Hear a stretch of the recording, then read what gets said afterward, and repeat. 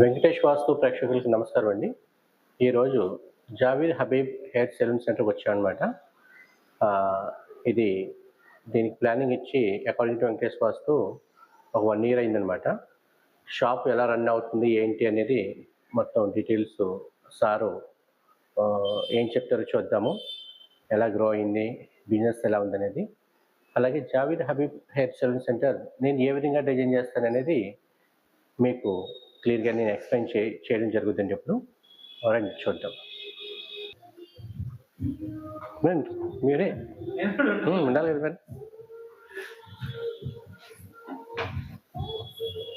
Start చేసి మరి బయటకి ఏమన్నా ప్రిపేర్ ఏం అవసరం లేదు. ఒక్క నిమిషం టీ అయితే